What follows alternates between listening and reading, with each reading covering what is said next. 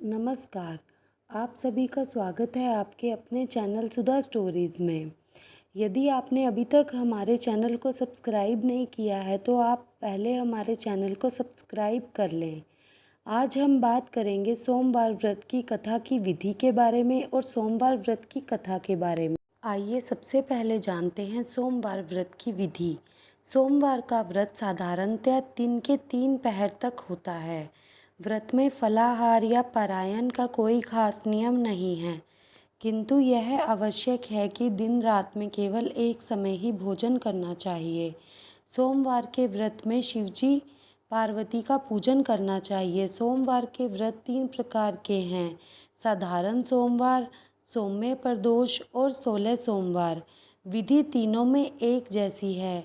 शिव पूजन के पश्चात कथा सुननी चाहिए। आइए अब मिलकर सुनते हैं सोमवार की व्रत कथा। एक साहूकार था जिसके घर में धन आदि किसी प्रकार की कोई कमी नहीं थी, परंतु उसके कोई पुत्र नहीं था। वह इसी चिंता में रात दिन दुखी रहता था। वह पुत्र की कामना के लिए प्रति सोमवार को शिवजी का व्रत और पूजन किया करता था तथा सायंकाल को शिवजी के मंदिर में जाकर शिवजी के सामने दीपक जलाया करता था। उसके इस भक्तिभाव को देखकर एक समय श्री पार्वती जी ने शिवजी महाराज से कहा कि यह साहूकार आपका परम भक्त है और सदैव आपका व्रत और पूजन बड़ी श्रद्धा से करता है। इसकी मनोकामना पूर्ण करनी चाहिए। शिवजी ने कहा, हे पार्वती, यह संसार कर्म क्षेत्र है। इस संसार में प्राणी जैसे कर्म करते हैं वैसे ही फल भोगते हैं। पार्वती जी ने अत्यंत आग्रह से कहा, महाराज, जब यह आपका परम भक्त है और इसको किसी प्रकार का दुख है तो उसको अवश्य दूर करना चाहिए। यदि आप ऐसा नहीं करेंगे तो मनुष्य आपकी सेवा तथा व्रत क्यों करेंगे। पार्वती जी का ऐसा वचन सुन शिवजी कहने लगे, हे पार्वती, इसके कोई पुत्र नहीं है। इसी चिंता में यह अति दुखी रहता है। इसके भाग्य में पुत्र न होने पर भी मैं इसको पुत्र की प्राप्ति का वर देता हूँ, परंतु यह पुत्र केवल 12 वर्ष तक ही जीवित रहेगा। इसके पश्चात वह मृत्यु को प्राप्त हो जाएगा। यह सब बातें वह साहूकार सुन रहा था। इससे उसको ना कुछ प्रसन्नता हुई और ना ही कुछ कष्ट हुआ। वह पहले जैसे ही शिवजी का व्रत और पूजन करता रहा। कुछ काल व्यतीत हो जाने पर साहूकार की स्त्री गर्भवती हुई और 10वें महीने उसके गर्भ से अति सुंदर पुत्र हुआ।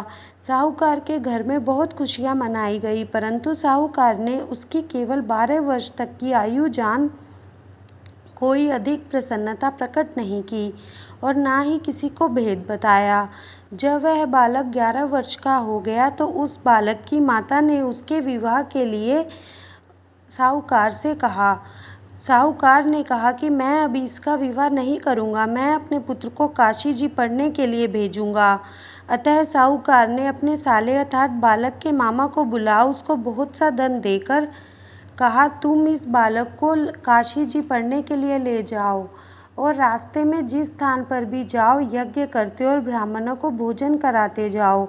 वह दोनों मामा भांजे यज्ञ करते और ब्राह्मणों को भोजन कराते जा रहे थे। रास्ते में एक शहर पड़ा। उस शहर के राजा की कन्या का विवाह था और दूसरे राजा का लड़का जो विवाह कराने के लिए बारात लेकर आया था वह एक आंख से काना था। उसके पिता को इस बात की बड़ी चिंता थी कि कहीं वर को देख कन्या के माता पिता विवाह में किसी प्रकार की अड़चन पैदा ना कर दें। इस कारण जब उसने उस सेठ के लड़के को देखा तो मन में विचार किया कि क्यों न दरवाजे के समय इस लड़के से वर का काम ले लिया जाए। ऐसा विचार कर वर के पिता ने उस लड़के और उसके मामा से बात की तो वे राजी हो गए। फिर उस लड़के को वर के कपड़े पहना, घोड़ी पर चढ़ा, दरवाजे पर ले गए और सब कार्य प्रसन्नता से पूर्ण हो गए। फिर वर के पिता ने सोचा कि यदि विवाह कार्य भी इसी लड़के से करा लिया जाए तो क्या बुराई है। ऐसा विचार कर लड़के और उसके मामा से कहा, यदि आप फेरों और कन्यादान का काम भी करा दें तो आपकी बड़ी कृपा होगी, हम उसके बदले में आपको बहुत सा धन देंगे। तो उन्होंने यह भी स्वीकार कर लिया और विवाह कार्य भी बहुत अच्छी तरह से हो गया। परंतु जिस समय लड़का जाने लगा तो उसने राजकुमारी के चुनरी के पल्ले पर लिख दिया कि तेरा विवाह तो मेरे साथ हुआ है, परंतु जिस राजकुमार के साथ तुमको भेजेंगे वह तो एक आंख से काना है और मैं काशी जी पढ़ने जा रहा हूँ। लड़के के जाने के पश्चात उस राजकुमारी ने जब चुन्नी पर ऐसा लिखा हुआ पाया तो उसने कान्हे राजकुमार के साथ जाने से मना कर दिया और कहा कि यह मेरा पति नहीं है, मेरा विवाह इसके साथ नहीं हुआ। मेरा जिसके साथ विवाह हुआ है वह तो काशी जी पढ़ने गया है। राजकुमारी के माता पिता ने अपनी कन्या को विदा नहीं किया और बारात वापस चली गई। उधर सेठ का लड़का और उसका मामा काशी जी पहुंच गए। वहां जाकर उन्होंने यज्ञ करना और लड़के ने पढ़ना शुरू कर दिया। जब लड़के की आयु 12 वर्ष की हो गई उस दिन उन्होंने यज्ञ रच रखा था। तब लड़के ने अपने मामा जी से कहा, मामा जी आज मेरी तबीयत कुछ ठीक नहीं है। मामा ने कहा अंदर जाकर सो जाओ। लड़का अंदर जाकर सो गया और थोड़ी देर में उसके प्राण निकल गए। जब उसके मामा ने अंदर जाकर देखा तो वह मृत पड़ा था, तो उनको बहुत दुख हुआ और उसने सोचा कि मैं अभी रोना पिटना मचा दूंगा तो यज्ञ का काम अधूरा रह जाएगा। अतः उसने जल्दी से यज्ञ समाप्त कर ब्राह्मणों के जाने के बाद रोना पिटना आरंभ कर दिया। सौभाग्यवश उसी समय शिव पार्वती जी उधर से गुजर रहे थे। जब उन्होंने ज़ोर ज़ोर से रोने पीटने की आवाज़ सुनी तो पार्वती जी ने कहा, महाराज कोई दुखिया रो रहा है, इसके कष्ट दूर कीजिए। जब शिव पार्वती ने पास जाकर देखा तो वहाँ एक लड़का मृत पड़ा था। पार्वती जी कहने लगी, महाराज यह तो उसी सेठ का लड़का है जो आपके वरदान से पैदा हुआ था। शिवजी ने पार्वती जी से कहा, इसकी आयु इतनी ही थी, सो यह भोग चुका। तब पार्वती जी ने कहा, हे महाराज इस बालक को और आयु दो, नहीं तो इसके माता पिता तड़प तड़प कर मर जाएंगे। पार्वती जी के बार बार कहने पर शिवजी ने उसको जीवन का वरदान दे दिया और शिवजी महाराज की कृपा से लड़का जीवित हो गया। शिव पार्वती जी कैलाश चले गए। शिक्षा पूर्ण होने पर वह लड़का और उसका मामा उसी तरह यज्ञ करते तथा ब्राह्मणों को भोजन करवाते अपने घर को चल पड़े। रास्ते में उसी शहर में आए जहाँ उसका विवाह हुआ था। वहाँ पर आकर उन्होंने यज्ञ आरंभ कर दिया तो उस लड़के के ससुर ने उसको पहचान लिया।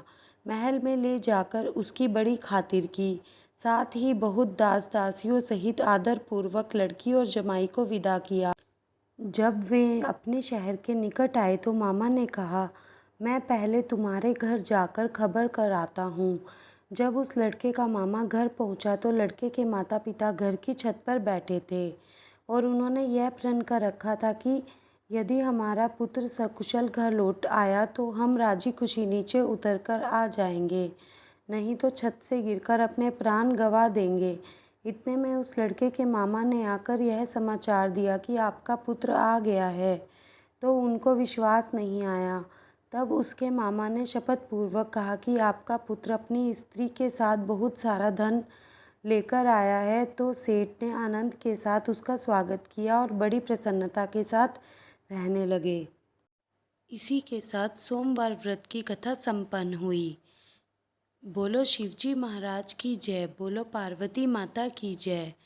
जैसा शिवजी ने उस सेठ का भला किया वैसा सबका भला करे।